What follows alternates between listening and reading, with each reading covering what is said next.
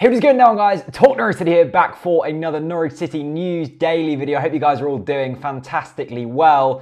And it's been a little bit of a quiet week in terms of Norwich City, really. Not really being too much happening, certainly on a transfer front. We covered a lot of the stuff over the previous week in the podcast. Go and check that out. It was with the EDP's Day Freezer. A lot of you guys seem to really be enjoying that, so that's fantastic.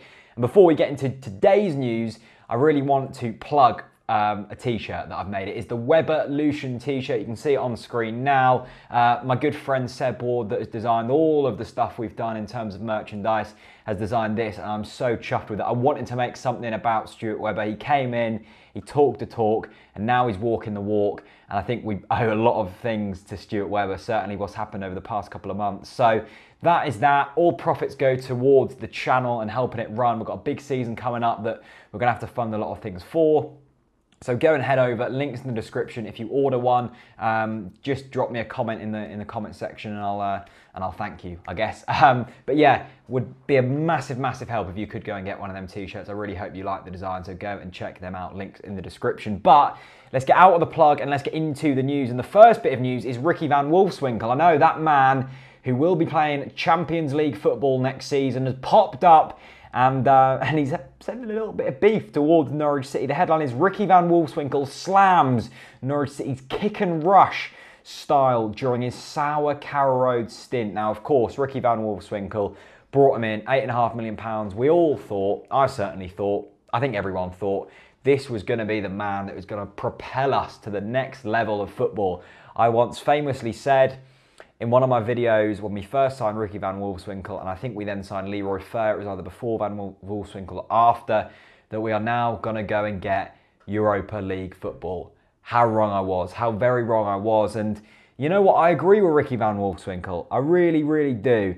He put, look, I've always dreamed of playing in the Premier League. That was the league which I pursued most closely as a boy.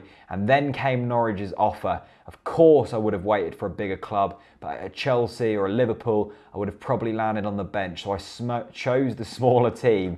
It was not possible. They promised to me that they'd play football in Norwich, at least the coach Chris Hughton did at the time. And then they brought in a few new players, but it didn't work. In December, Hughton asked me to go to his office and said, we have to present ourselves differently on the pitch. Kick and rush, long balls, and go forward. This was the end for me. It did not work, either for me or Norwich. And you know what? I fully agree. If you bring in a player like Ricky van Wolfswinkel for a record amount of money, I know we're going back a long way here, and it's kind of irrelevant now, but it's kind of nice to talk about. You have to suit your football to that player.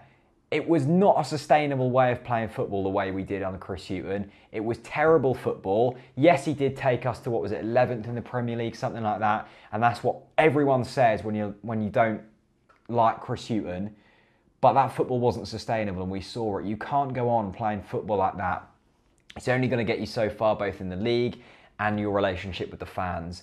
It's going to be very interesting to see how he does with Brighton next season. I can't see it working personally for more than one season.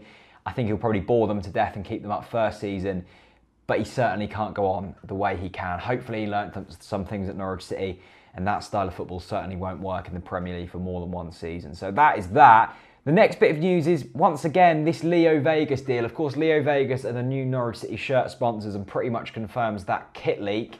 And of course, it's a bit controversial because Leo Vegas are an online gambling company. They're basically like a bookmaker's, but online, and it's caused a lot of friction. Myself, I don't see anything wrong with it. I really don't, and I'm obviously not going to go against it because I've had numerous betting companies, I say numerous, 2 or 3 betting companies sponsor Talk Norwich City before.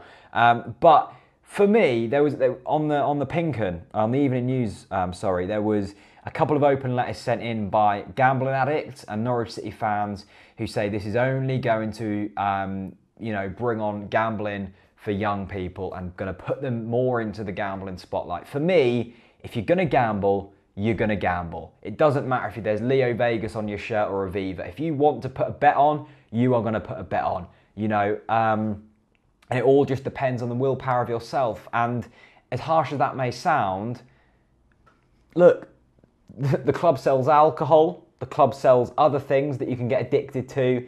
It's only since this has come about that people have suddenly got on their high horse and said, this isn't right, this isn't right. Let's look at this.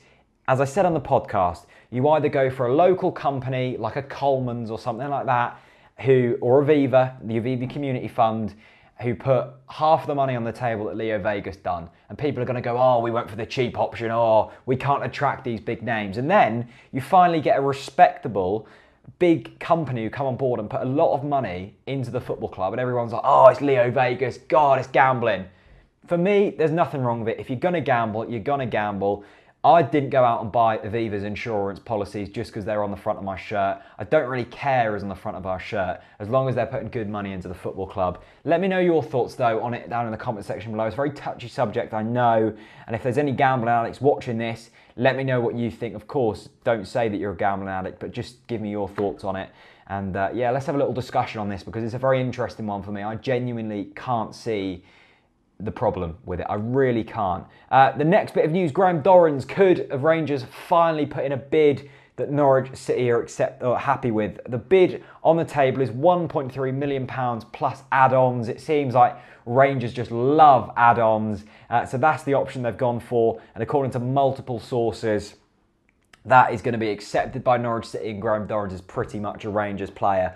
1.3 million plus add-ons. I don't know how much them add-ons are, but yeah, it's acceptable, I think. Let him go, get a bit of money on board, lovely, jubbly. And finally, this is very breaking news, pretty much was broke just before I started filming. There's been 7 fixture changes already announced by Norwich City, affecting games against Ipswich, Sunderland, QPR, Brentford, Wolves and Fulham. So the fixture changes now, our first home game is now going to be on a Sunday, which is an absolute ball ache at 1:30. That's against Sunderland.